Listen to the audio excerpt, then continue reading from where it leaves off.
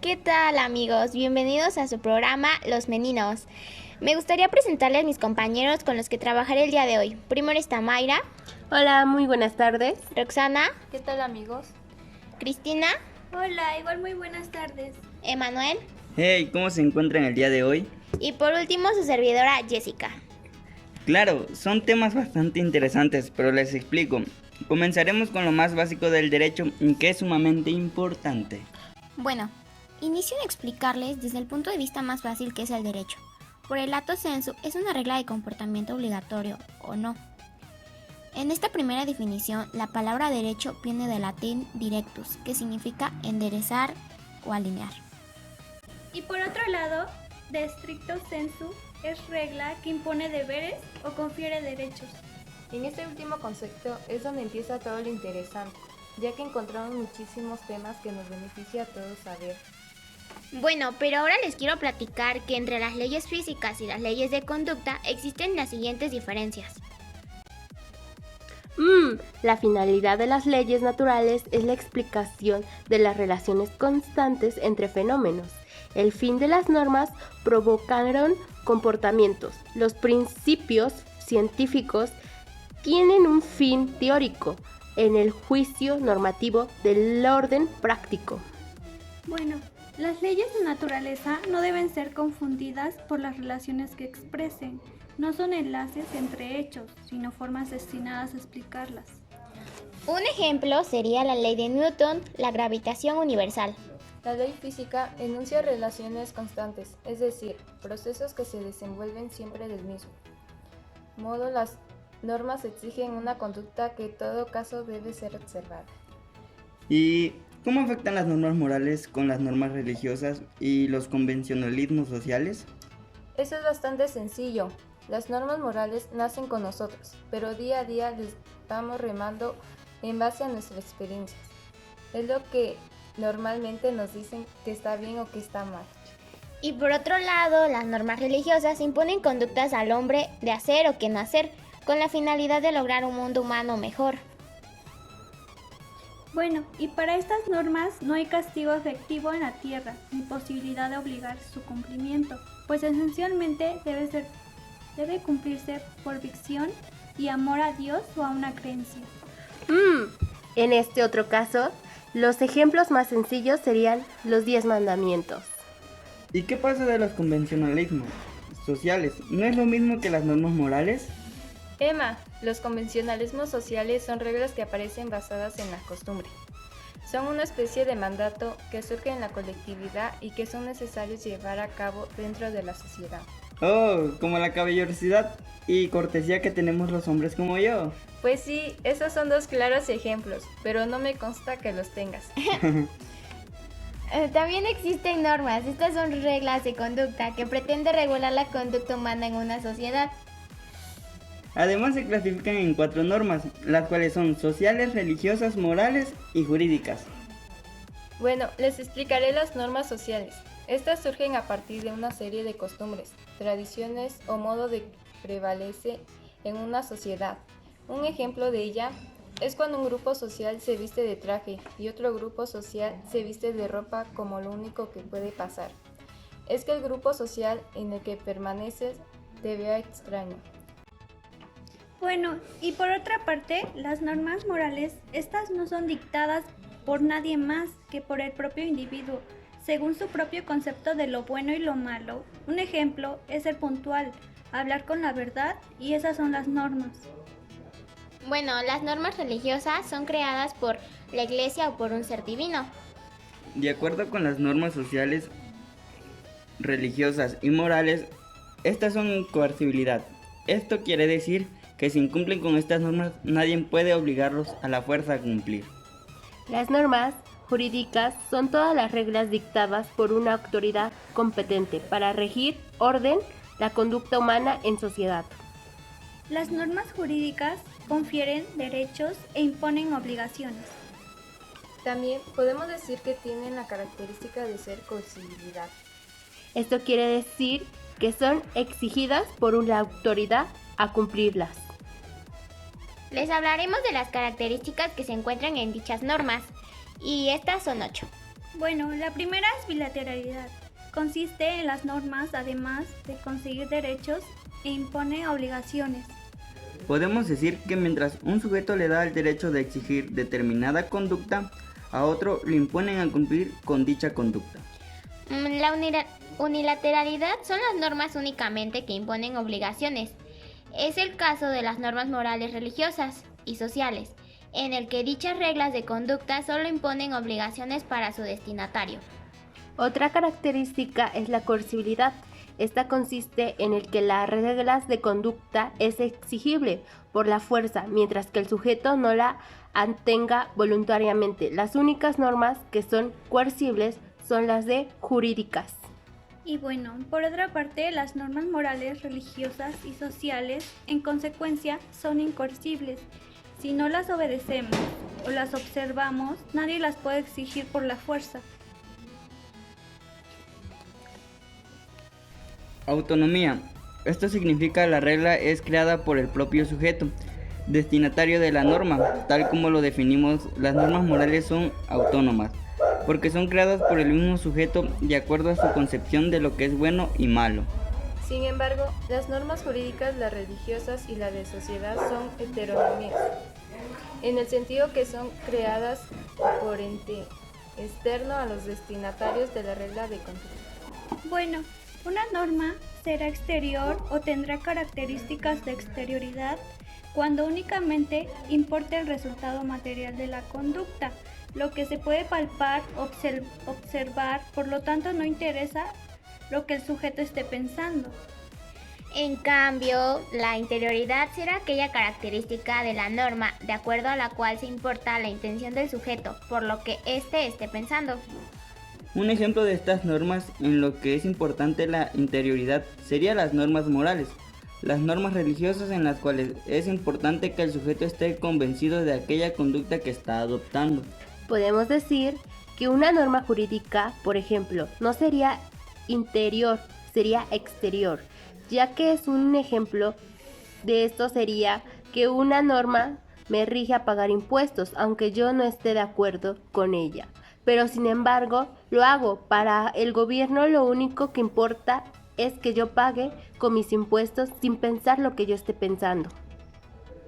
Sí, por eso se crearon normas de castigo o sanción que garantiza una convivencia correcta entre los individuos. Claro, y es que desde antes el derecho ha estado presente en nuestras vidas, e incluso algunos sirven como antecedente de algunas leyes vigentes en nuestro país, y se preguntarán cómo es que se crearon las leyes en nuestro país. Las leyes vigentes en nuestro país se crearon basándose en fuentes históricas. Estas son los documentos históricos que resultan antecedentes de alguna ley vigente. Claro ejemplo es la Constitución de 1829, ya que sirvió como antecedente para crear la Constitución de 1917, que hasta la fecha nos rige. Otro claro ejemplo es el Plan de Ayala.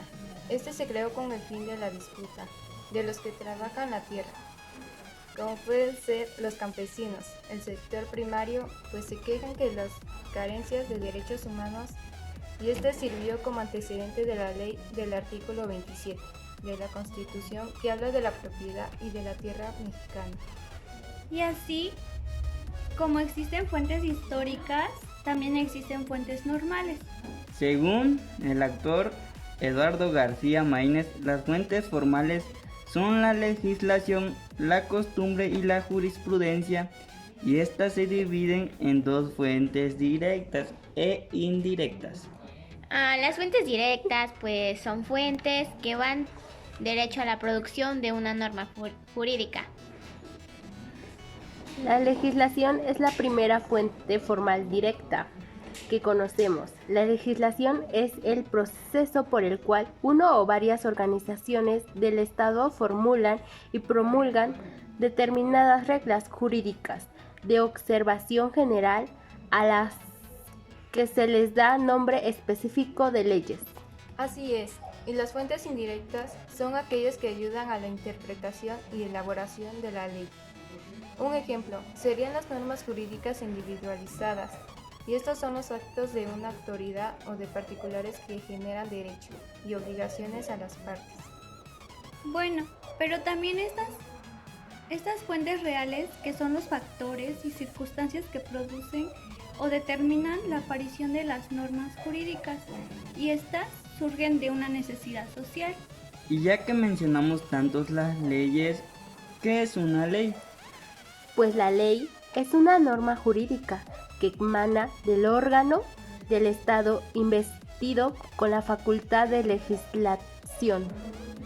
Y para la creación de una ley tiene que pasar por el proceso legislativo regulado por los artículos 71 y 72 constitucional.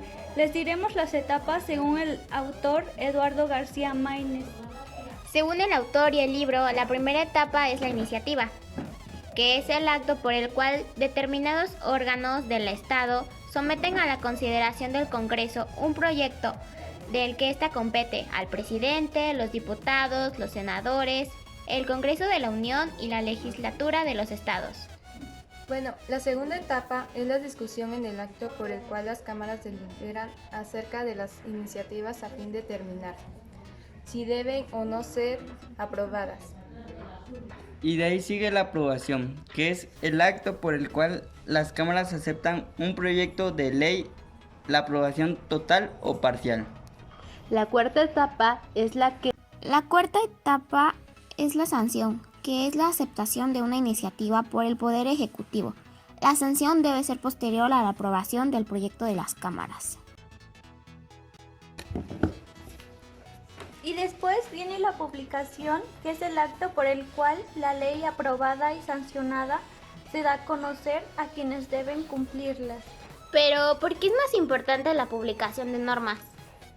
Porque es necesaria su publicación para que entren en vigencia, es decir, para que sea obligatorio su cumplimiento.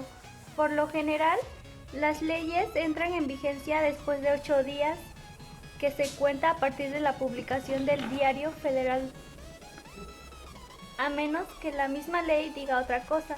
Por ejemplo, que es obligatoria desde tal fecha, ya que son obligatorias para todos los habitantes. En el derecho patrio existen dos sistemas de iniciación de vigencia, el sucesivo y el sincrónico. Las reglas consisten en dos: los enunciados del artículo 3 por el Código Civil. El sucesivo entra en vigor en los 3 días después de la publicación en el Diario Oficial de la Federación, o en su caso en lugares en los cuales no lo publicarán. Se agregan días por cada 40 kilómetros de distancia o fracción que exceda de la mitad. Y el sincrónico, consagrándose en el artículo 4 Código Civil, se establece en una fecha después de la publicación para que entre en vigor en otros lugares o países. Bueno, y también existen dos tipos de ley. Una es la ley de vigencia determinada y la indeterminada, entendiéndose que la ley de vigencia determinada son aquellas cuya vigencia o tiempo en el que deberán aplicarse se encuentra establecido de antemano, cuando comienzan a ser obligatorias y cuando dejan de serlo. Por ejemplo, está la ley de egresos e ingresos de la Federación. Y por otro lado, la ley de vigencia indeterminada no señala el término durante el cual estarán en vigencia. Simplemente se limitan a decirnos el día en que entran en vigor, pero no determina su finalización, como es el caso de la generalidad de las leyes en nuestro país. Ejemplo, pues el Código Civil. En caso de que ésta no llegue a cumplirse, puede haber una sanción definida como la consecuencia jurídica, que el incumplimiento de un deber procede. A esta norma que establece la sanción suele llamarse Sancionada. La sanción no debe ser confundida con los actos de coacción, ya que la coacción es por lo tanto la aplicación forzosa de una sanción. Existen varios tipos de sanciones, como son civiles, penales, administrativas, internacionales. ya que la ignorancia de la ley no justifica su incumplimiento. Por ejemplo, la conducta impuesta a quien sanciona puede coincidir materialmente con el proceder prescritos por la regla violada. Esto significa que la sanción, consecuencia jurídica secundaria, y el deber cuyo incumplimiento le da origen, consecuencia jurídica primaria, se confundan. Aun cuando tengan igual contenido, no es difícil distinguirlas porque son obligaciones de precepto diferentes. En el cual hay dos casos. Coincidencia, amiga Mayra. Bueno, la coincidencia y no coincidencia. La coincidencia, cuando el contenido coincide con el de la obligación, estamos ante el caso del cumplimiento forzoso, que es más frecuente en el derecho privado. La observancia de la norma incumplida, apercibiendo el sancionado de que si no cumple se le aplicará la sanción de modo violento. No coincidencia tiene como objetivo asegurar el resultado reciba una indemnización por daños y perjuicios sufridos. Sin embargo, ya no hay coincidencia de la conducta obligatoria con el contenido de la sanción, pero sí debe existir entre ellas una relación de equivalencia. Bueno, en la indemnización tiene como fin obtener el sancionado una prestación económica al deber jurídico primario, y el castigo, su finalidad Inmediatamente, amiga. Gracias. Es aflictiva, o sea, no persigue el cumplimiento del deber jurídico primario. hay varias combinaciones. Cumplimiento más indemnización, cumplimiento más castigo. Indemnización más castigo. Indemnización más castigo, cumplimiento más indemnización más castigo. Aquí mi compañero ya no sabe hablar. Cumplimiento más indemnización, como por ejemplo, un trabajador despedido de su trabajo sin causa justa demanda su reinstalación y pago de salarios caídos. Si el patrón no muestra la justificación del despido, la Junta de Conciliación y Arbitraje al actor en supuesto pagarle. Así como entran en vigencia, se pueden derogar y abrogar. ¿Y eso qué quiere decir? Dos tipos de derogación y abrogación. Ah, caray, amiga Mayra, ¿cómo está eso de drogarse? No, perdón, era abrogación. Entendiéndose que derogación suprime solamente algunos preceptos de la ley y abrogación debe entenderse a quitar en su totalidad de la ley su fuerza obligatoria. Principio de los derechos, que indican que la desconocimiento de una ley de vigencia en un país no existe el sujeto del cumplimiento de la misma. El artículo 21 del Código Fiscal de la Federación Civil Federal. Bueno, seguimos con esto, ya que les estaremos hablando sobre la retroactividad de la ley y sobre el derecho, ya que es importante para nuestra sociedad.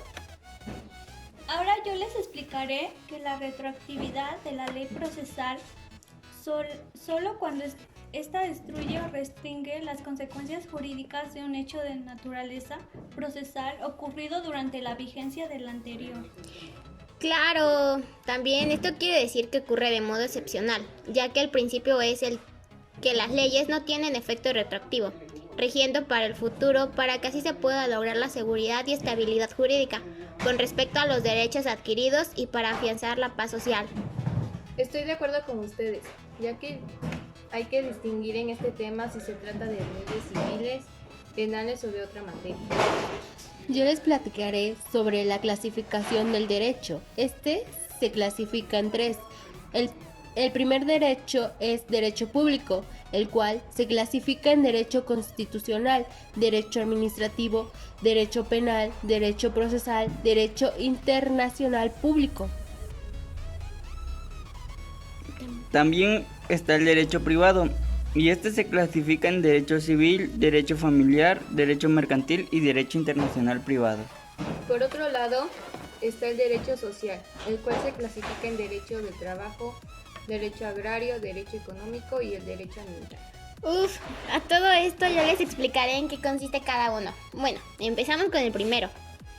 Y es el derecho público, que este regula la actuación de los individuos frente al Estado, así como las relaciones de los estados con las entidades soberanas entre sí. El segundo, que es el derecho privado, son las normas jurídicas que regulan la relación de individuos. En un carácter particular, se establece para situaciones genéricas de los particulares y reacciones recíprocas. Y por último está el derecho social, el cual consiste en un conjunto de normas jurídicas que regulan la vida de los grupos humanos homogéneos, económicamente débiles para atender a numerosos grupos pobres. Ahora me toca explicarles sobre la importancia del derecho en la sociedad. Como sabemos, el derecho está presente en todas las épocas de nuestra vida como personal y aún antes de nacer y después de morir. Estos son aspectos tan cotidianos como caminar por algo en específico, hacer una compra en un almacén, hacer una parada en un semáforo, matricularse en un centro educativo, tener relaciones afectivas y sentimentales, etc. Tiene todo algo que ver, pero lo que menos, muy indirectamente con un jurídico. Si podemos exigir de alguna u otra persona un comportamiento o una conducta y a su vez pueden exigirnos a nosotros un comportamiento o conducta, pero para que esas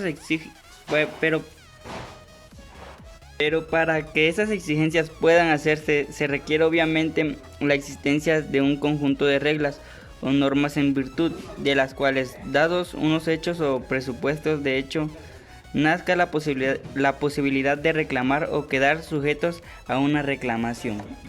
Y bueno, como sabemos, el derecho en la sociedad ha cambiado mucho desde hace ya mucho tiempo. Antes no eran respetados algunos derechos que hoy tenemos conforme avanzamos.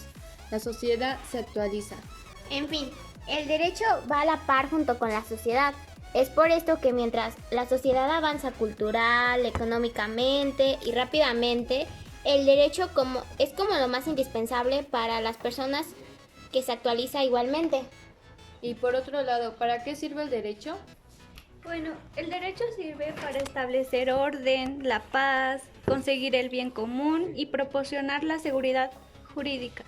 El derecho agrupa a los valores jurídicos en 3 niveles. El primero está en el orden de la seguridad y la paz social. El segundo tenemos a la justicia y el tercero se sitúa en el deseo de cambiar el sistema jurídico.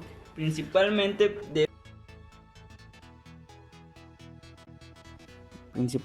debemos saber qué es la seguridad jurídica, y es el valor jurídico que consiste en la garantía que el derecho proporciona a los asociados respecto de la conservación y respeto de sus derechos, y que si estos fueran violados les serán restablecidos o reparados. Bueno, por otro lado, están referidas a la seguridad jurídica, las garantías, entre otras, sobre la estabilidad del sistema jurídico, la irretroactividad de las leyes, la cosa juzgada, la prescripción y la indemnización como reparación del daño. Qué interesante, ahora ya sabemos para qué sirve el derecho y cómo se agrupan los valores jurídicos. Ahora Cristina y yo les diremos cuáles son las relaciones entre el derecho y la sociedad. Bueno, el primero es el derecho al normar, al regular las relaciones sociales, las delimitan, las precisan, las fijan y las convierten en relaciones jurídicas. El segundo es la sociedad, que es el sistema, el todo. El derecho es un subsistema, una parte de aquello.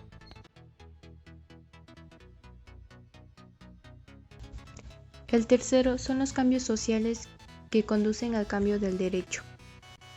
Bueno, y el cuarto es el derecho contribuyente a la formación y conservación de la sociedad, y este establece con ellas la condición para el bienestar común y el desarrollo del grupo. Y el último, el derecho organiza la sociedad y realiza en beneficio de sus miembros la justicia como la razón de ser.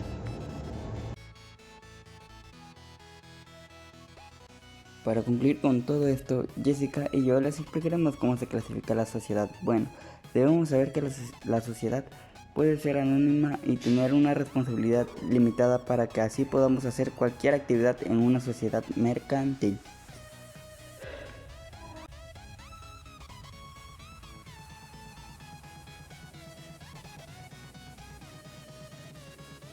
Por otro lado está la sociedad que no es anónima ni tiene una responsabilidad limitada, y tiene una actividad industrial o comercial que nos referimos a la sociedad mercantil.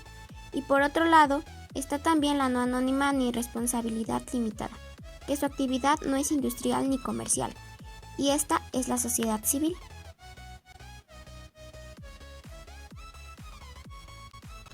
Muy bien, amigos, estos temas tan interesantes han llegado a su fin y esperamos que haya sido de su agrado, como también les haya ayudado a aclarar algunos conceptos del derecho.